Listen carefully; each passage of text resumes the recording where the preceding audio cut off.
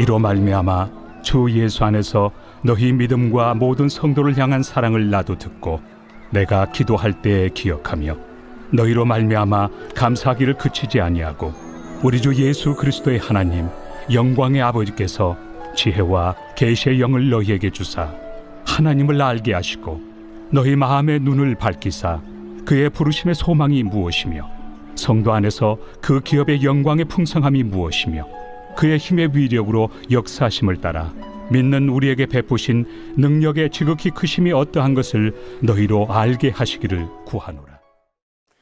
할렐루야. 주님 안에 거하는 참 좋은 수요일입니다. 오늘 골든 썸머 셋째 날 우리 새벽 말씀 기도에 함께 하시는 모든 성도 여러분들 환영하고 축복합니다. 오늘은요, 사도 바울의 기도 제목 영적인 눈이 열려야 합니다 라는 제목으로 함께 말씀을 나눕니다. 여러분, 정말 영적인 눈이 열려져야 합니다. 사도 바울이 에베소 교회를 얼마나 많이 사랑하는지 우리가 어제 함께 나눴는데요. 사도 바울이 그토록 사랑하는 에베소 교회를 향한 기도 제목이 있다라고 했습니다. 먼저는 에베소 교회를 사랑하는 마음으로 에베소 교회를 향한 감사의 기도를 한다라 그랬어요. 그 말씀이 16절이죠. 정말 사도 바울이요, 에베소서 교회를 향하여서 눈에 꿀이 뚝뚝 떨어지고 있는 거예요. 그 다음에 아주 강렬하게 그가 붙잡은 기도 제목이 이것입니다. 그대들의 영적인 눈이 열려져야 합니다 라는 기도 제목이에요. 그 말씀이 17절부터 19절입니다. 우리 주 예수 그리스도의 하나님 영광의 아버지께서 지혜와 계시의 영을 너희에게 주사 하나님을 알게 하시고 너희의 마음에 눈을 밝히사 그의 부르심의 소망이 무엇이며 성도 안에서 그 기업의 영광의 풍성함이 무엇이며 그의 힘으로 위력으로 역사하심을 따라 믿는 우리에게 베푸신 능력의 지극히 크심이 어떠한 것을 너희로 알게 하시기를 구하노라. 이 기도 제목을 조금 같이 조밀하게 나눠 볼 텐데요. 사도 바울이 성도들에게 지혜와 계시의 영을 너희에게 주사라고 기도하였습니다. 지혜와 계시의 영이 무엇이지요? 우리 안에 오셔서 우리를 가르치시고 알려주시고 우리의 삶을 레슨하시는 보혜사 성령님을 말합니다. 우리 예수님께서 이렇게 말씀하셨죠. 요한복음 14장 26절에 보혜사 곧 아버지께서 내 이름으로 보내실 성령 그가 너희에게 모든 것을 가르치고 내가 너희에게 말한 모든 것을 생각나게 하리라. 지금 사도 바울이 그 보혜사 성령님을 두고 지혜와 계시의 영을 부어주사라고 강력하게 기도하고 있는 겁니다. 아울러 사도 바울은 성도들이 하나님을 알게 하시고 이 기도 제목을 붙들고 기도하였습니다. 그런데 조금 어색한 표현 아닌가요?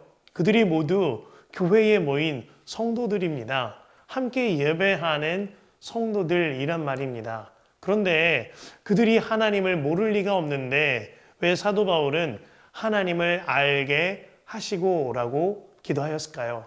정말로요, 주님을 아는 듯이 예배하고 교회에 모여졌지만 사실은 하나님에 대하여 아는 것이지 하나님을 문자적으로 아는 것이지 하나님을 교리적으로 아는 것이지 정말로 하나님 그분 자체를 아는 사람이 없을 수 있는 겁니다. 그로 인하여 사도 바울이 하나님 그분 자체를 알라 이 기도 제목을 붙들고 기도하고 있는 거죠. 하나님 그분 자체를 알아서 그분과 친밀한 교제를 누리며 그 주님과 완전히 연합하여 친밀한 동행하는 삶을 살기를 사도 바울이 애타게 기도하고 있는 겁니다. 무엇보다 계시의 영을 받아 하나님을 알게 되기 위하여 기도하였던 사도 바울은요, 18절에 너희 마음의 눈을 밝히사라고 기도하고 있습니다. 성령을 받아 주님 안에 거함으로 주님을 알므로 주와 동행하는 삶을 위하여서는 영적인 눈이 열려져야 한다 라는 기도를 하고 있는 겁니다. 사도 바울이 이토록 간절하게 성도들의 영적인 눈이 열리기를 위하여 간구하고 있는 까닭이 있습니다. 주님을 바라보며 주님의 능력으로 살아가는 그 영적인 눈이 열린 삶, 그 삶을 본인이 경험해 보았기 때문이에요. 사실 오늘의 사도 바울의 기도 제목은 자신을 통과한 기도 제목이었습니다. 그는 비방자요 폭행자로서의 삶을 살았죠. 예수님 믿는 사람들을 잡아서 박해하고 뿐만 아니라 죽음에 이르게 하는데 앞장섰던 사람이 사도 바울이었습니다. 그랬던 그가 다마스쿠스에서 예수님께서 빛 가운데 오셔서 예수님의 음성으로 그를 만나 주심으로 그가 그의 인생이 완전히 달라지게 되어집니다. 그때에 주님께서 만나 주실 그때에 주님께서 그를 아나니아에게로 인도하셔서 그 안수 기도를 받는데 사도 바울의 눈에 비닐 같은 것이 벗겨지면서 그가 보지 못하던 것을 보게 되었다라고 하였습니다. 그 순간 사도 바울의 영적인 눈이 열린 거죠. 이 말은 그가 주를 바라보는 눈이 열려졌다라는 이야기인 겁니다. 그리고 이제는 사도 바울의 인생이 완전히 달라집니다. 이전에는 큰 자라는 뜻을 가진 사울이라는 이름을 가졌는데요. 이제는 작은 자라는 이름인 바울로서 살아가게 되어집니다. 한마디로 이전에는 내가 왕된 삶, 내 뜻대로 행하는 삶을 살았다면 이제는 예수님의 종된 삶, 예수께서 이끄신 대로 이끌림 받는 낮은 자의 삶으로 뒤바뀌어졌다라는 겁니다. 그는 예수 믿는 사람들을 비방하고 폭행하여 박해하던 자였습니다. 그랬던 그가 영적인 눈이 열려짐으로 이제는 예수님을 위하여서 박해받고 비방당하고 폭행당하는 자로 오히려 뒤바뀌어지었죠. 이전에는 내가 옳다 여기며 남들을 판단하고 정죄하던 사도 바울이었는데 이제는 예수님을 바라보는 영적인 눈이 열려짐으로 내가 죄인 중에 괴수입니다 라고 고백하는 그로 뒤바뀌어졌습니다. 이러한 삶의 완전한 변화를 겪은 사도 바울이 가장 중요한 건 영적인 눈이 열리는 것이다 라는 것을 깨달은 겁니다. 그로 인하여 그토록 사랑하였던 에베소 교회를 향하여 영적인 눈이 열리기를 간구하며 기도하고 있는 거죠. 여러분 기도 제목 중에 기도 제목이 있습니다. 바로 영적인 눈이 열려야 하는 그 기도 제목인 거예요. 우리가 자녀들을 위하여서나 배우자를 위하여서 부모 형제를 위하여서 또 이웃들을 위하여서 기도할 때에 가장 중요한 기도 제목이 이것입니다. 그가 영적인 눈이 열려져서 주님을 만나게 하시고 주 예수님을 바라보는 눈이 열리게 하시고 주 예수님과 인격적인 교제가 이루어지게 하여 주시옵소서 하는 기도 제목인 것이죠.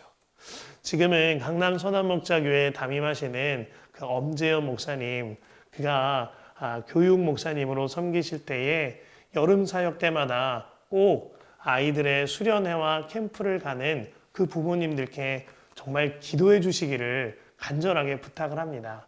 그러면서 한 번에 몇몇 아이들의 부모님을 수련회장으로 초청하였다라고 그래요. 그때에 그 부모님들이 수련회장 뒤에서 아이들을 위하여 중보기도 하는데 그곳에 있는 부모님들 표정이 점점 좋지 않아지더랍니다. 그 이유는요, 저 앞에 앉아있는 내 자녀가 눈에 보이거든요. 그 아이가 그 자리에 앉아서 은혜를 받고 주님을 만나야 하는 것이 눈에 보여야 하는데 영 내 생각과는 다른 거예요. 아이들이 딴청을 피우고 예배 때 집중하지 못하고 그 모습을 보니까 처음에는 어머니 아버님들이 마음이 어려워하더라라는 거죠. 그리고 이제 이윽고는 그 모습이 눈에 보이니 도무지 기도하지 않을래야 않을 수가 없더라라는 겁니다. 그로 인하여 그 부모님들이 애타게 자녀들이 영적인 눈이 열려져서 주님을 만나게 되기를 기도하게 되더라라는 거죠. 오늘 사도 바울의 심정이 꼭 그 부모님들의 심정과 같은 겁니다. 사도 바울에게는 내가 만난 하나님, 내가 바라보게 된 그 예수님을 성도들이 만나고 바라보게 되기를, 그 기도 제목이 가장 애타는 기도 제목이었습니다. 그래서 성도들의 영적인 눈이 열려지기를 정말 그 앞에 있는 자녀들을 위하여 기도하듯이 기도하고 있는 거예요. 그 영적인 눈이 열려져야 18절과 19절 말씀이 온 교회와 성도들에게 이루어지기 때문입니다. 18절과 19절 이와 같이 말합니다. 그의 부르심의 소망이 무엇이며 성도 안에서 그 기업의 영광의 풍성함이 무엇이며 그의 힘의 위력으로 역사하심을 따라 믿는 우리에게 베푸신 능력의 지극히 크심이 어떠한 것을 너희로 알게 하시기를 구하노라. 아멘입니다. 영적인 눈이 열려져야 부르심의 소망대로 하나됨을 지킵니다. 영적인 눈이 열려져야 주님의 영광을 바라보며 주님의 능력을 의지하여 살게 되어집니다. 그렇지 아니하면 여전하게 내 마음대로 살고 내 능력 의지하며 살게 되어지는 것입니다.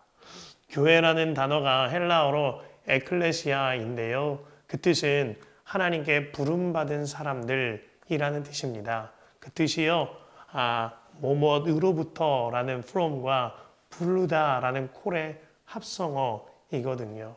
그로 인하여 에클레시아, 즉 교회는요, 하나님께 부름받은 사람들의 모임이라는 거죠. 그렇다면 성도된 우리가, 또한 교회된 우리가 해야 할 일은 하나입니다.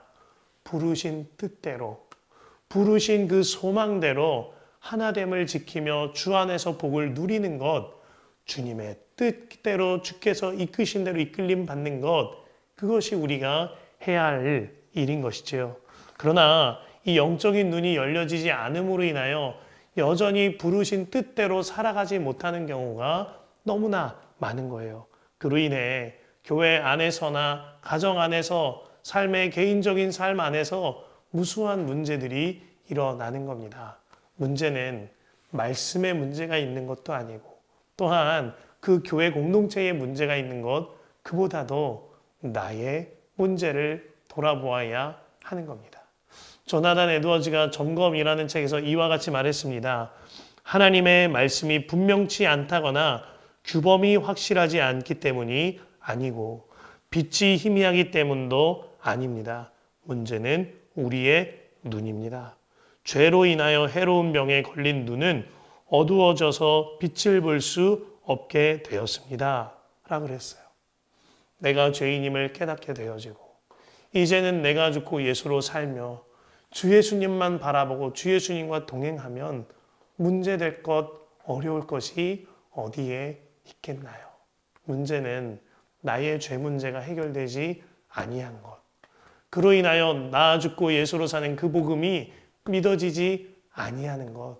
그로 인하여 나의 눈이 열려지지 아니하는 것이 문제인 겁니다.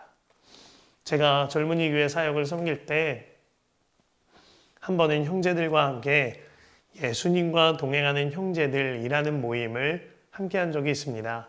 그 모임은 다른 것이 아니에요. 한 주간 동안 서로 예수 동행 일기를 씁니다. 그리고 한 주에 한 번 꼭 만나서 한 주간 본인이 지었던 죄를 고백하는 거예요. 그리고 한 주간 주와 동행했던 일기 중 한 편을 함께 나누는 겁니다. 그 일을 4명의 형제들과 함께 하였는데요. 그 모임이 시작된 지 2주차가 되던 날 청천벽력 같은 소리를 들었습니다. 그 중에 한 형제가 나 오늘 정말 이 모임 나오기 싫었다라는 거예요. 이거 그래도 좀 모임을 하다가 말하면 좋으련만 두 번째 만에 나 모임 오기 싫었다라고 말하니까 김이 팍 새는 기분이 드는 겁니다. 그런데 소망이 있는 건 모임 오기 싫다가 아니라 모임 오기 싫었다라고 그러길래 마음의 나름대로의 안도를 했습니다. 그러면서 그 형제가 말하기를 이런 이야기를 하는 겁니다. 본인이 지난 주 중에 또 한 번 자신의 습관적이고 은밀한 죄에 넘어졌다라는 거예요.